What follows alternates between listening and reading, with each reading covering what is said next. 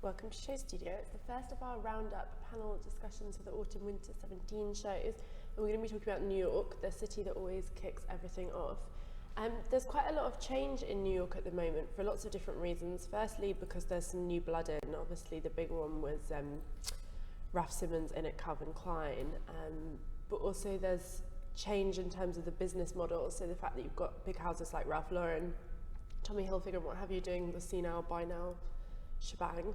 There's also, I think, an interesting sort of undercurrent of cool young designers who are making New York quite exciting, which I think is something that hasn't necessarily always been something that New York has been strong for. So you have people, you say new young designer, he's been around for a while, but someone like Shane Oliver at Bayeux. Did you guys see he's going to do Helmut Lang? It was announced this morning that he's going to do it, and he's not doing it full time. He's going to do a special capsule collection for them, which is quite interesting. So anyway, before we jump into our discussions, I will let my fabulous set of panellists introduce themselves. Starting with you, Jane. Hi, I'm Jane McFarland, and I am Fashion Features Editor at matchesfashion.com. Hi, I'm Alison Moloney. I'm a curator at the London College of Fashion. I'm Georgina Evans. I'm Junior Editor at SHOWstudio. First question, just from a sort of looking back at the sort of history of fashion, how would you define American fashion and New York fashion? What's your take on it, first? Well, I think American fashion has grown up and was born out of retail and very much the commercial mass production of clothing. It's never been the sort of avant-garde platform that other cities have been. And I think that the designers today are still respectful to that.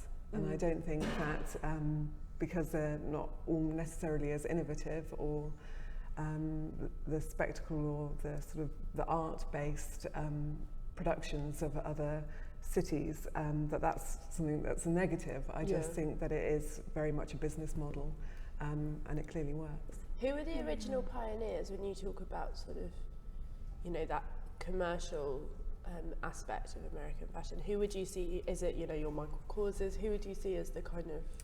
I think a lot of it was also born out of sportswear with Claire Athleisure, but it was big, you know, designers such as Lucille who came in, who produced the big collections that really, and the big spectacles, inviting audiences in, thousands of people in to come and see the catwalk shows, that really, I think, made it the sort of highlight that it continued to build upon.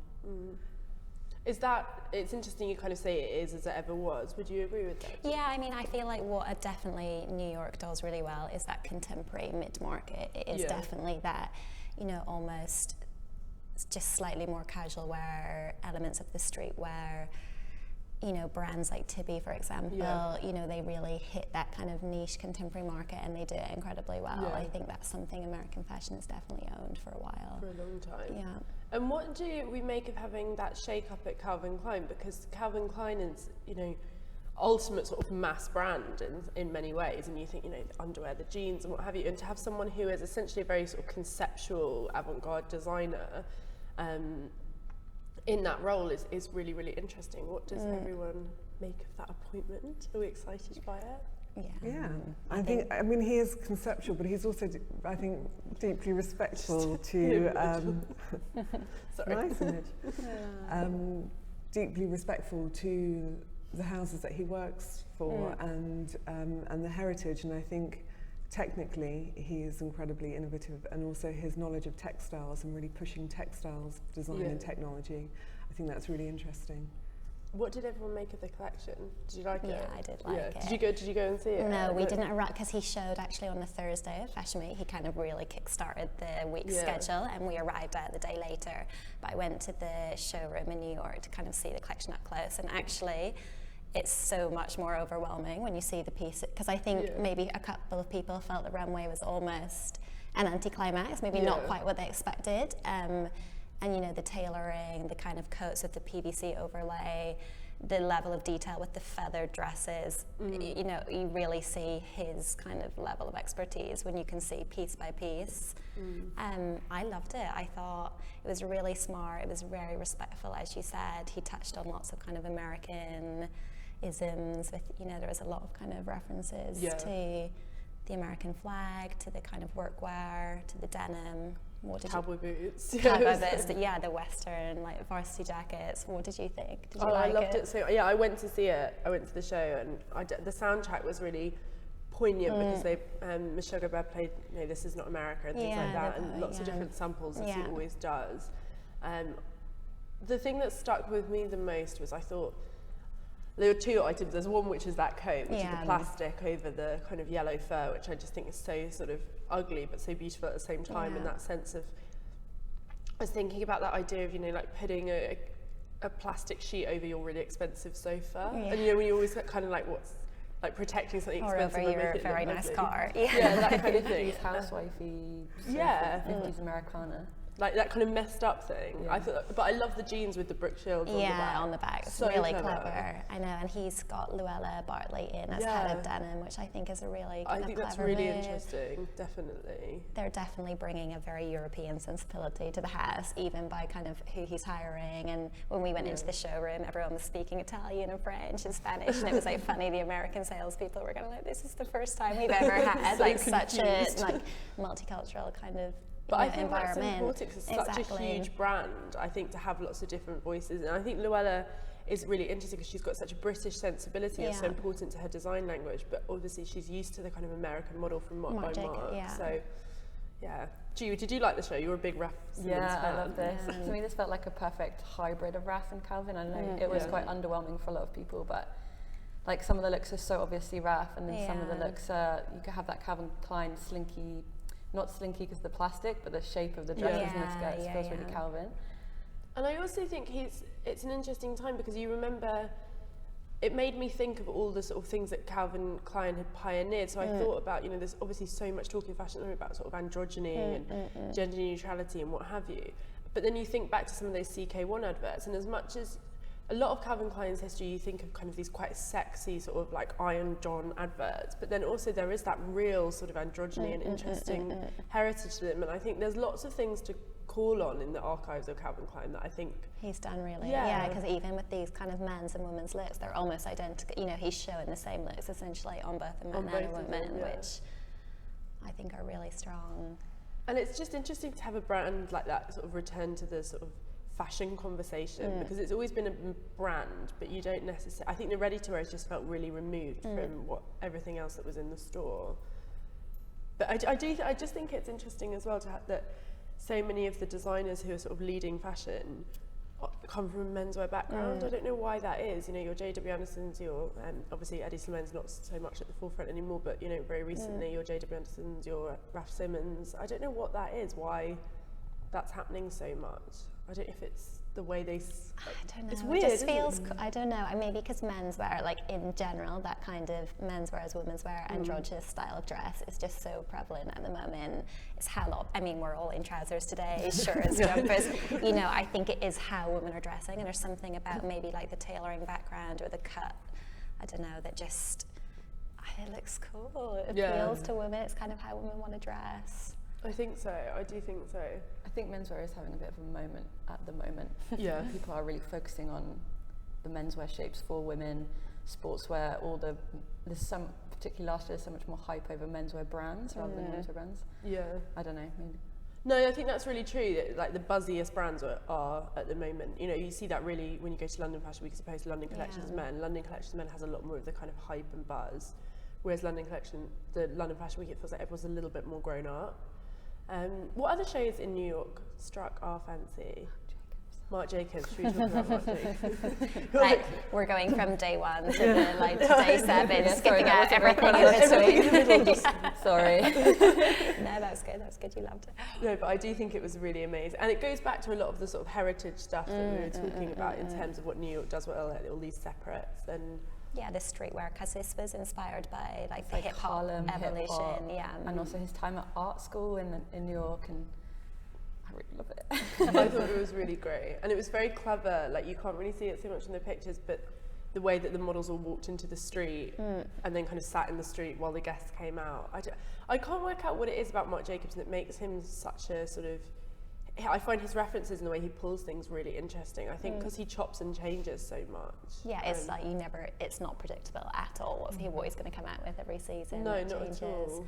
I think this was interesting that it was completely stripped back in terms of production, because normally it's quite big fanfare, whereas this was no music, like no iPhones allowed. It was quite a kind of, I don't know, it felt like much more... It means that everyone has to focus on the clothes. Fixate on the clothing. No one has a chance to look at their phones. You have to look at the clothes in motion, admire the clothes, take note for yourself. You can't capture it. And then he kind of choreographs this thing at the end, so he gets to control, when you can take pictures, what that looks like, how that's perceived. Which is really funny, because you don't think of him as a designer. You think the designers who try and do that are your Tom Fords and your Phoebe Philers, who try and do the kind of no iPhones, take this, take that. Whereas you think of Mark as much more of a kind of free... One for all. Yeah, whereas I felt like it was quite... I felt like it was very much about putting a mirror up to those who were at the show. Like the fact that they had to walk out and have all the models taking pictures of them. I thought it was really interesting. Role reversal. Yeah, total role reversal. They had these really cool, the gold chains with the like blobs on the end at Urs Fischer, like collaboration, which I thought was like really cool. Very, very cool. Very like comfortable. I think it was also quite subdued and nostalgic as well. Yeah, very much I think that some of the shows felt to me, I mean I wasn't there, but so seeing it on the screen and reading reviews, but it felt like people were delving back more so into their comfort zones, I think. Yeah. In terms of this being early New York hip hop references and the New York that he might, known and referencing that.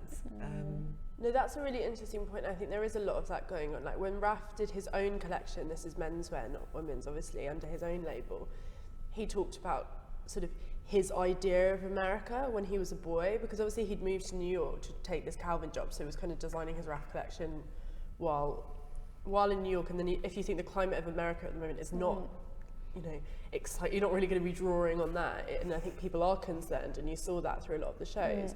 So there was this interesting nostalgia of kind of people's ideas of something, or the way they wished something could be, or how they'd remembered it. Like even at Vuitton, like Kim Jones referenced like sort of 70s, 80s, 90s New York. So there was a lot of sort of American references going on, but they were this kind of looking back. I think there is this comfort in sort of nostalgia. Do you think that's a thing that in times of trouble people look back? Is that like glory days? Yeah, I don't know. I think so, and I think it is going back to, looking through rose-tinted glasses of how it used to be, and how, whether it was like that at the time, it's a different thing obviously, but I think definitely, and I think also it must be a difficult time for brands because of the political uncertainty, and to go back into a comfort zone is, Victoria Beckham, for example, she was very blatant about that in her collection. She was just wanting to focus on the clothes and to make her clients feel comfortable. So I think there's something in the air. I think it does. I think it's also, do you not think it's really, really hard if you're an American brand? I think Victoria Beckham's a really good example of this, where you can't be that overtly political, because you are very likely selling to a lot of people who did vote for Trump. You can't exactly. I think it's much easier for the European brands to be much more sort of openly, like there was a lot of kind of women's march, feminist references across sort of Milan and in London and in Paris. But I think in New York it's just really hard, like, because you are going to alienate as a big proportion of your clients if you try and do anything to... Well, and again, in terms of the heritage of American fashion, it's never been sort of about these political statements where we have, designers in London that have, been born out of political environments and discussions and so on. And I think you're absolutely right, and also America is conservative, and for a conservative audience.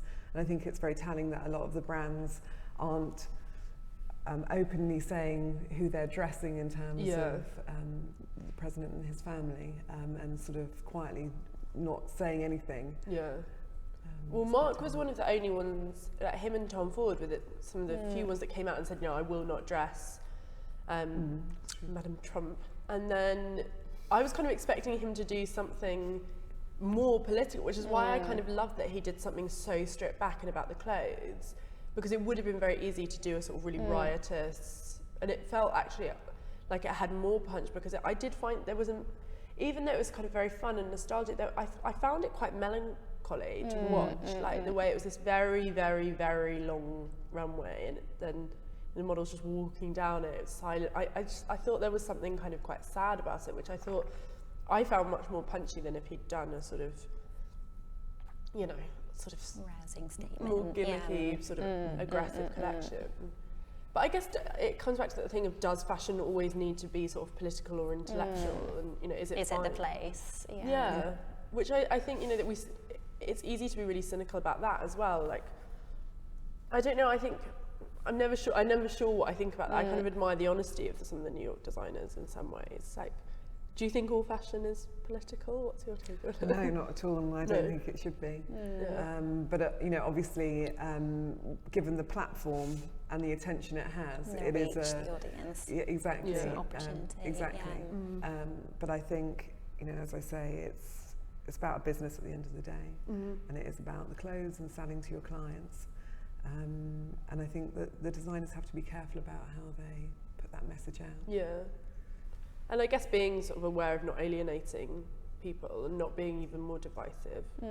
What's your take on it, G? Because I think it has a place with certain designers, but I think, like to a lot of London designers, it's kind of it's them, it's their personality. So it makes sense for it to be on their mood boards every season. But for certain designers, I don't see it. I don't think you should say something for the sake of saying something. I think if it's part of your core. It's what you stand for, like Claire Barrow or Vivienne Westwood, and you bring it out every season. There's a level of it to your designs, then fine. But I don't think you need to be saying something just because there's a political. It's the political climate at the time. Well, it's this strange thing of fashion designers being famous and fashion being so popular that then you think of these fashion people as figureheads rather than as fashion designers. So then you start thinking that they have to sort of use their platform. Though I did think you've got people like Shane Oliver who does Hibay. Obviously, they kind of had a bit of a weird sit-out season. But I think there are people in New York who are more engaged with the sort of... There were a lot of "we should all be feminist" t-shirts. Yeah, I mean, there were definitely, you know, it was kind of peppered throughout New York. I would say, obviously, the CFDA have backed Planned Parenthood. So kind of throughout the city, there was, you know, a little bit of awareness about that. Adam Lopez... you know, had kind of banners and badges at his presentation. I know Prabal had the slogan t-shirts. Can't think who else off the top of my head did touch on it, but I think, there were definitely some brands that used it within their collections. It was funny to see something like Ralph Lauren though, because obviously he dressed Melania Trump, and then all those girls, like, what did I just call her? Vania. I merged her with Ivanka. Melania. Turned them into one, which is quite Freudian. But then you had all those girls who'd like come out on Instagram in support of Hillary Clinton were like walking in the show, and I thought that was really interesting to look at. I mean, I don't know what I expect. I don't think I thought that everyone would suddenly boycott the Ralph Lauren show or something, but... I think he's just been quite clever because he's obviously supported them both throughout the whole, you know, he's dressed Hillary as well throughout her whole campaign, and that's actually probably the safest way to kind of tackle it. Yeah, just being the ultimate sort of any woman can buy my clothes. Exactly, which I think is definitely what he has always stood for, isn't it, in the sense that... Well, he stands for America, doesn't he? So he's probably quite good at kind of... And this is quite a good example of that kind of brand where if you did sort of come out against the Trump, it probably would, you'd cannibalize a lot of your, well, you'd just destroy a lot of your audience. Because, you know, Ralph Lauren is one of those brands that needs to speak to sort of middle America. Yeah. Are you a Ralph Lauren? It's commercial, wearable collections. Nothing wrong with that. It's fine. But I think also in terms of, for fashion designers in this climate as well, there has been so much political conversations taking place, you know, with the Women's March and so on in Washington, that, you know, if they're going to start saying something, it has to be quite profound and very considered to start contributing to that conversation. Yeah, to sort of cut through the noise. Yeah, that's very true. Who else did a collection that really struck us that we thought was... It's also a weird time in New York. I should have said this at the start, because obviously there are some people are like decamping, like, you know, Rodarte, Proenza, like, you know, going off and people showing in different cities and on different calendars. They've kind of announced that. So it is kind of, I think it was interesting to have that bubbling throughout the New York Fashion Week, this awareness that people were going to be decamping quite soon. But yeah, what other collections impressed you? I think Proenza moving to Paris is a real shame for It's such the a New shame York for Fashion New Week York. schedule. It's definitely been one of the most kind of forward-thinking fashion collections. I think people really anticipate it, and it shakes up the New York schedule. I think their last show in New York was really good. It felt really signature, strong Proenza. I really enjoyed it, but again, I think they're showing now as part of the couture schedules in Paris, so that will definitely be a miss off the schedule. I thought DVF was really good. I think it's really interesting to see kind of Jonathan Saunders, his like evolution there. Totally. I think not necessarily personally DVF's been a brand that I would love. You're a wrap dress girl. But I think what he is doing there is really interesting. And he's a British designer over there. I think again it's bringing that European sensibility to a very all-American brand that kind of touches the every woman. And I think even how he is presenting, it's not a runway show, but it's much more of an interactive presentation. He's kind of walking around, speaking to all the editors, the journalists. You get to see the clothes really well on the model. I think that's been a nice surprise. Well, he was so good at doing that in London. Like, I remember he used to do a Womenswear show, but when he did the menswear, he would show it as a presentation, and he would wander around and talk you through the collection. It was so great. And I when he stopped showing, I really missed that off the schedule. And to have like a Brit in one of these mega New York houses, I think it is really exciting. And I think it's come at a good time as well, because as you say, I think Proenza will leave a big gap on the New York schedule. I think it will, in terms of sort of exciting, innovative fashion. So to have someone sort of in there who's really updating, because I do think that was a brand like DVF, it's always going to be what it is, but it's just having someone give it a little fresh eye, which I think is really important. What do you make of people showing on the couture schedule as a way of sort of trying to drum? Do you see it as a commercial decision to try? Yeah, I think it allows their collections to have more sale time, basically, because essentially it's kind of combating late deliveries and then the sale period. So it makes sense from a commercial point of view. It's definitely. Do you think everyone's going to start doing it? Everyone's going to try and show it couture. I don't know. I mean, we were kind of talking about it before. I feel like personally, a lot of brands need those deadlines of kind of producing their collections. I think without those, there's no remit. They could just. I don't know. What do you think about it? I think. Yeah, I mean, this conversation happens every season, doesn't it? And what's going to happen with the shows, and is the catwalk going to continue, and so on. And it is this, something has to give at some point, I think, and whether the schedule will be fewer days, or whether more cities will become more prominent. I don't know. I also think in terms of the consumer as well. Totally. You can see it on the catwalk and you can buy it straight away, but you're not allowed into the show. Yeah. I think in a way to keep it relevant, and for the consumer, I still don't understand why a lot of brands don't invite and open up the catwalk shows to a wider audience. No, I totally agree with that though. I guess they try and do that through the live stream, but I think there is this wide confusion in fashion at the moment where people are not quite sure who they should be speaking to, especially designers and brands. It's like, is the show still part of essentially a trade show, or is it a consumer-facing sort of public event? And I think you really feel that confusion across. But do you think people are still interested in fashion shows? I don't. Sometimes I feel like it feels like people are quite oblivious. The consumer, are they really? Yeah, do they know? Do they care? I engage with that.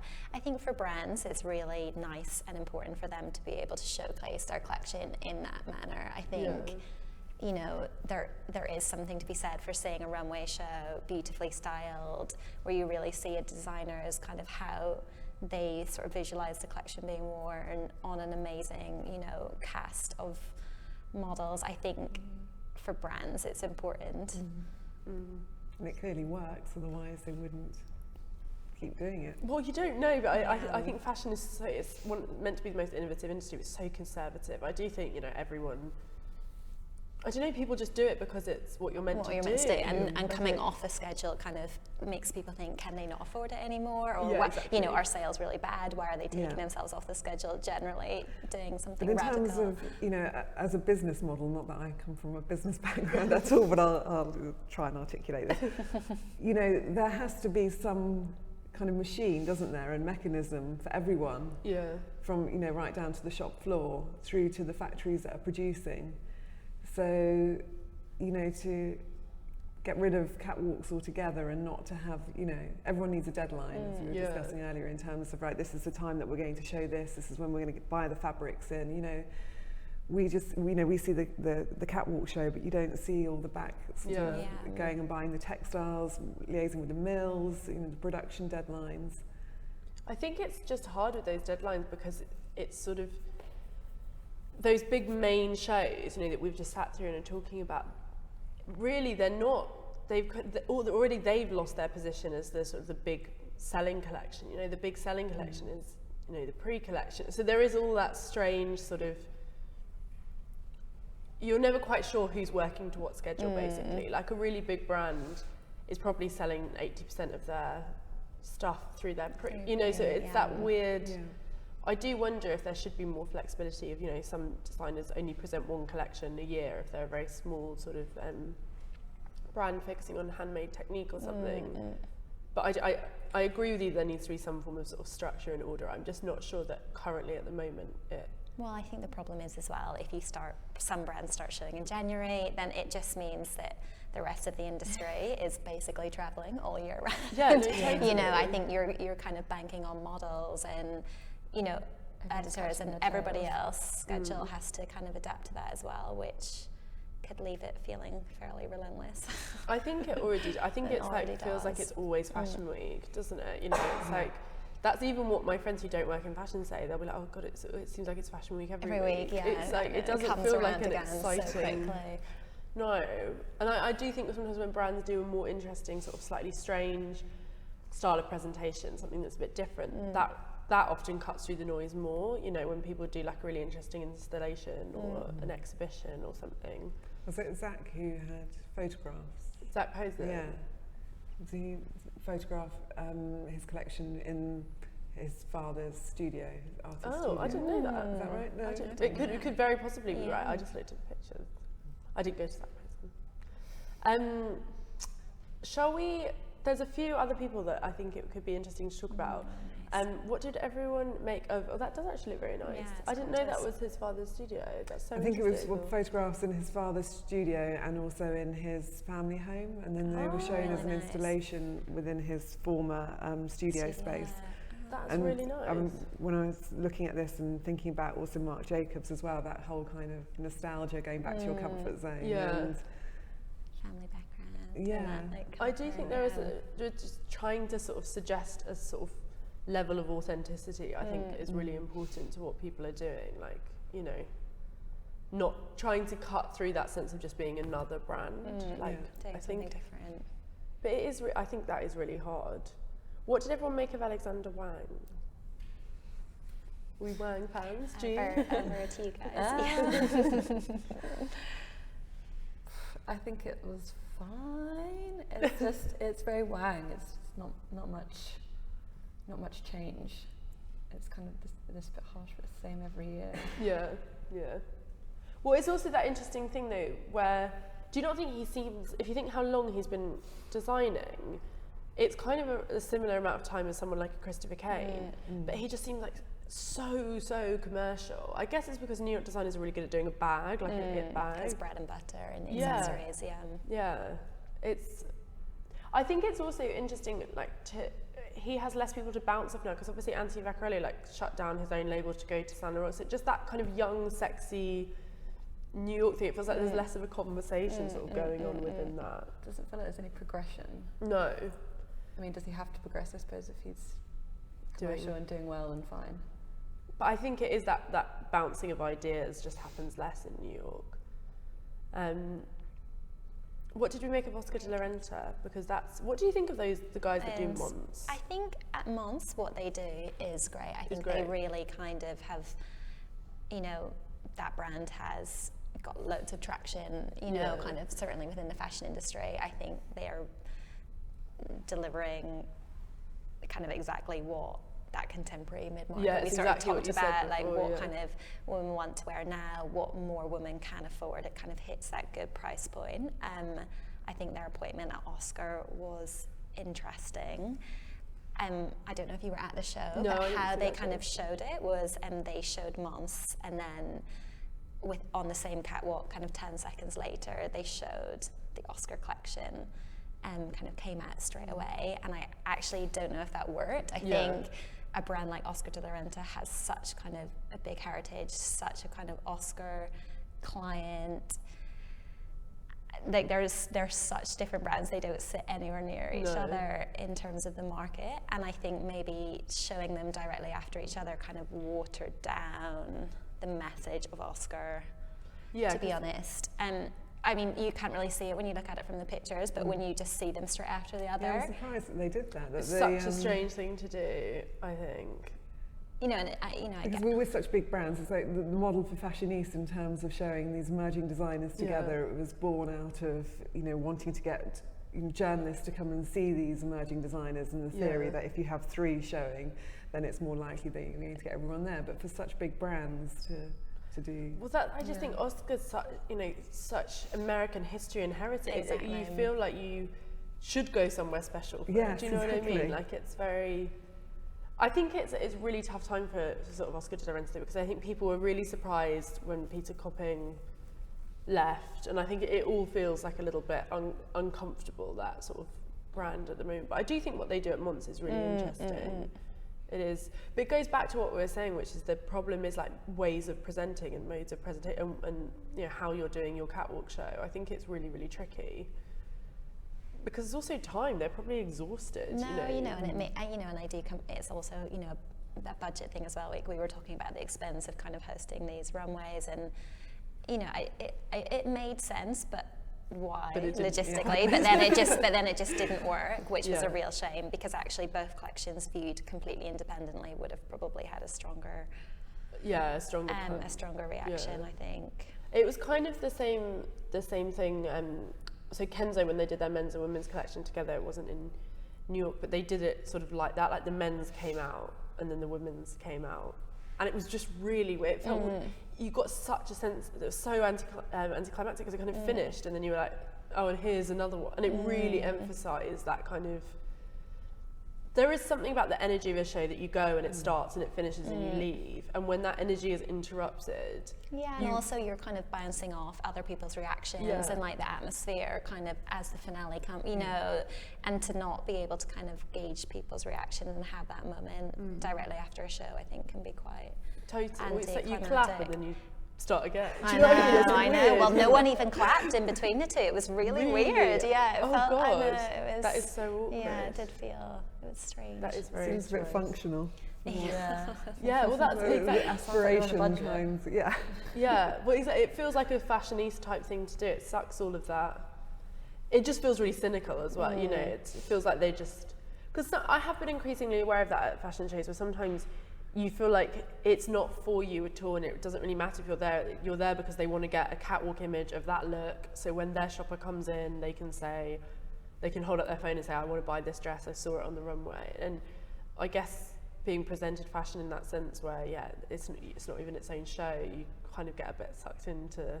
Well, that's what I'm talking about, being in terms of being cynical about, right, we were discussing earlier in terms of you being able to view some of the collections, and that actually it can be quite difficult sometimes, all the celebrities in the front row, and that's my point in terms of why don't they just open it up to an audience if people are there to fill the seats rather than actually being respected by the brand as well for being there. Well, some people have played with that. Like Givenchy did a show where the public could they could watch because it was all outside. Did they? I can't even remember. I think they gave 100 tickets or something. And then Shalayan did that. He let students come. It does make at that Givenchy show, the energy was incredible because people really wanted to be there. And a lot of fashion shows, you have the opposite energy. Like, do you not think when you're there, you feel like everyone's knackered. Yeah, and they've seen it a million times. They're exhausted. Totally. The V&A does the fashion in motion. So it was originally with models actually walking through, wearing the collections through the actual V&A galleries, but it became so popular that they then had to make it into a catwalk setting, which kind of went against the ethos of it. But that sells out straight away. Yeah. So I do think fashion in motion shows the appetite for the catwalk presentation, but then again, it's a one-off special event, and that's what makes it kind of, actually going back to what you were saying about Mons and Oscar de la Renta, I really can't speak today, Mons and Oscar de la Renta kind of showing together, is you lose all that sense of being lucky to be at a one-off event when anything feels like it could be, whereas, you know, V&A, there's something about that feels so sort of special. I think maybe it is a case of just too many shows. Yeah. You know, if you're seeing like 10 things a day, it doesn't feel sort of rarefied and exciting. It just feels like just another show. But what did we think of Yeezy? Georgie, what did you think? He had that model with a hijab on, Halima, which is commendable. And should have happened a long time ago. She's fabulous. She walked in Max Mara as well. She looked incredible. I thought it was such a good fit for her and Max Mara. I know that's not New York, but it was like she like totally sums up what their brand is about, which is like something that like a camel coat, every woman can wear that. I thought it was really amazing. Yeah. But yes. Well, he's someone, I suppose, that's deviated from the catwalk model, because he kind of presented his looks via like a projection of images, and then had the models come out in a loop at the end, which I think is, you know, typical. It's slightly more like, I don't want to say Vetements, but with the logos, Yeezy was used to be just kind of basics, all like similar tones, similar colours, no logos, and now he's bringing this Calabasas and his album title with Drake and all this kind of stuff, so it's slightly more in tune with kind of the Vetements style. Yeah, well, it feels very sort of in keeping with the mood of the times, doesn't it? He's definitely tapping into that streetwear kind of market. I mean, actually, I think the clothes were much, you know, there was much more wearable this season. I kind of liked all the denim that he's introduced, and felt slightly more wearable than previous seasons. I agree. I think in terms of clothes, it was much stronger. I think it's really hard because he's just one of those people that's just damned whatever he does. Yeah, do you know what I mean? And it's like, which is strange because I think fashion tolerates celebrity in like, if you look at New York, you have the Olsons doing sort of, you know, their thing. You have Victoria Beckham and you have Kanye, and I wonder why Kanye gets such a bad rap. Yeah, it's weird, isn't it? Whereas the Row, kind of season after season, is always called, you know, it's always one of the best collections in New York. Well, the Row is seen as really sort of serious, beautiful fashion. Yeah. But do you think it's because it's not always necessarily the focus is on the clothes? I guess, but then whereas Victoria Beckham is, you know, she's not sort of still trying to keep her pop career going. No, very true, very true. No, it's true, but in Kanye's defense, you know, he didn't even come out and take a bow at the end of his, you know, show. It's not really all about, I mean, this season particularly, I think he kept quite under wraps. I hear what you're saying, because I guess if the Olsons were doing, if the Row was happening in tandem with them doing like teen flicks, it probably would feel a little bit weird. That sounds great. But, I know, it'd be quite good. But I think also with Victoria Beckham, if you look at, but actually she started in a really similar way to Kanye. You know, she started a very small collection and she kind of talked press through each piece. Obviously this was yonks ago because she's been around for a while now. But Kanye did a similar thing. Like when he did his collaboration with APC, they did a super small presentation in Paris, and you went and he talked you through every look, and you know, down to each garment and why he'd done what he'd done. So it was a really similar sort of. But then you have Rihanna doing, like, you know, her Puma stuff, and people seem to love that as well. I don't know. Do you think we're at sort of peak celebrity, or I don't know. It's the celebrity is like, you have Gigi Hadid, Tommy Hilfiger, Zayn Malik versus what is happening? But obviously, it must sell. I don't know. Do you? I guess that's what you need now to get. Do you need the influencers to? I think it's about staying relevant, isn't it? And still kind of, as you said, cutting through the noise. There's so many fashion brands now. Totally. There's so much product out there. How can you kind of hit your target market? But it's weird that it's gone beyond them being the face of the collection to them actually having to design. That's what I find weird. Yeah, it's like, why does it have to be that Gigi design? I guess it goes back to that idea of wanting to feel close to something, and if you love Gigi, you get to get. I don't know. I just can't. I can't work it out, that kind of celebrity obsession. Celebrity turned designer. I know. It's just, I don't know. Which is why I almost feel even more sorry for Kanye, because I'm like, at least he really, really cares. Do you know what I mean? I don't think Zayn Malik gives it. Did you read that? That's one of my favourite things. Was when they sent out the press release about him being like the face of the Versus collection or something. The quote he'd given was literally the most embarrassing thing ever. It was like, it was genuinely like, Donatella's a G. So fun to wear these clothes. Like, it was literally something like that. And it was so bad that I almost thought that he was shit. Yeah, you know, you're just like, what? But I guess it comes back to, again, sort of heritage. I mean, in terms of the celebrity brands, you are buying into that kind of living heritage. I mean, so many of the big brands now that, you know, the original designers who set them up, you know, they're not there anymore. Yeah. And so it's becoming more and more further removed from how the brand was originally established and by whom. Like, when you look at, going back to Victoria Beckham, but when you look at her collection, you can see her wearing it. I mean, you know, and I guess it goes back to Chanel when she started, you know, how she was so integral to the success in terms of wearing her brand and being her brand, that I think maybe it's a sort of harking back to that a little bit. I don't know. Yeah, that's true. Actually, I hadn't thought of it like that. Like, that sense of really wanting. Yeah, because you do feel that with a lot of designers. Like, you know, there's that joke, like, when will J.W. Anderson wear his own menswear collection? You know, like, I guess maybe that is a part of it, is feeling like you're the person who's selling it to you actually really likes it and does wear it and, you know, engage with it properly. Well, I think there's, you know, the demands on designers nowadays are not just to be behind the scenes, you know, painstakingly putting together collections. They're very much like the ambassadors of their brands. And, you know, someone like Victoria Beckham does that incredibly successfully. There's one of these big houses, designers move around so much. It's like, you know, football teams. Not that I know anything about football, but, you know, what I do know is that it seems like the footballers move around a lot. And it's just, where does that sort of I guess at least with celebrity, there's like a continuity. Do you know what I mean? Yeah. Like, what I don't get is why fashion has such cachet to those people. Like, why is Kanye so desperate to be taken seriously as a fashion designer? Why is Rihanna, like, why do Gigi Hadid and Kendall Jenner want to be models and adored by the high fashion pack rather than just going off and having a lovely life? Like, there is something about fashion that attracts that already mega famous person. I just can't work out what the appeal is. It's weird. I guess it's because it's like so snooty as an industry. Yeah, I think it's still, you know, it is still relatively exclusive in that sense. I think to win the approval of the fashion industry is something people are still desperate to achieve, and something that people are always looking into, wanting to be a part of. And if you're famous enough that you can tap into that, then why wouldn't you? Why wouldn't you? Yeah. Well, you can look at the work of Jeremy Scott. I mean, he doesn't seem to really care. In that sense, he just does his thing.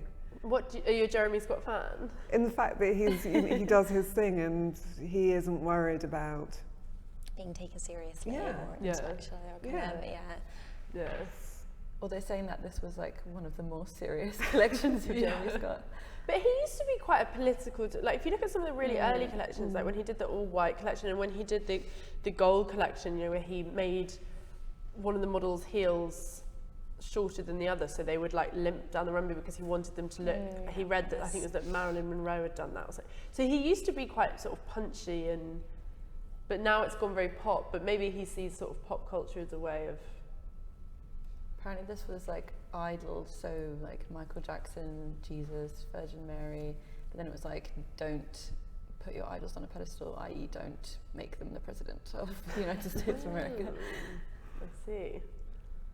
I just find the way he presents women slightly strange, but that's fine. It doesn't quite sit that well with me. I see where you're coming from there. Is there anyone else that we've missed? Is there anyone else that stood out in New York, or any themes of New York that have really made us think or muse on anything? We've been quite comprehensive, I think, in our discussions. Yeah, what was your favourite show? Calvin. I just Was thought it? it was Yeah. amazing. I thought it was like perfectly perfect, like in terms of answering that. No, I just thought, you know, it's such a like. I love it when a designer is in a house and they just like get the brief. Yeah, they get why they're it's there. perfectly balanced. And I thought that was so on point. I think the imagery that they're producing is a little awkward, and I think that maybe will take some time. I felt like it's really hard. In terms of the runway collection, they don't have that much to follow really. That was that sort of, you know, impressive and overwhelming. But obviously the My Calvin's campaign was so incredible, and they're now trying to sort of create this new visual language through imagery. And I think that's tricky. But no, I thought it was really good. I can't wait to see what Luella will bring. Yeah, and I also found it really charming. Like he came out at, so he's Chief Creative Officer, and then Peter Mulier, who was like the star of that Do or an Eye documentary, he's like his right-hand man. He's the creative director. He's the creative director, and they took their bow together, and that was really interesting to see as well, because it was kind of, yeah, it felt very much like a new era for Calvin Klein, but also like a new era for Raf, like designing in a, you know, his men's shows, his own label, it seems so much about like him and his ideas, and this felt much more sort of a collaboration. Yeah. And even, you know, he's obviously worked with Sterling Ruby Exactly. and, you know, as well, which I think is really interesting. No, definitely. I think it's a really interesting appointment, and I'm excited to see how it grows and develops. It is exciting in fashion in general at the moment because there is so much change. You know, like obviously there's new people, like Claire Waite-Keller obviously left Chloe, and they've taken, I've forgotten her name now, the woman Natasha from, Ramsey-Levitt. yeah, so, and that's really exciting. Then you think, who's going to go to Givenchy? I think it is interesting, and then when there's an appointment that seems to work, it's really exciting.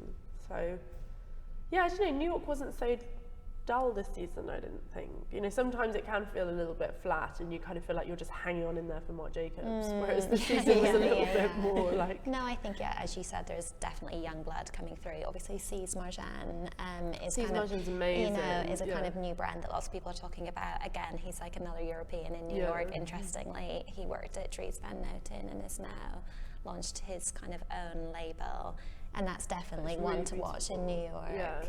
And the imagery they've done has been really cool, like the Nigel Chaffin stuff. And no, I think you're right. I think there is exciting stuff happening. I guess it's just about seeing how it all grows and sort of develops and changes in the context of what we were saying about Fashion Week. Like, you know, how do these young designers keep going when already big brands are questioning whether shows make sense and all of that? Yeah, I think.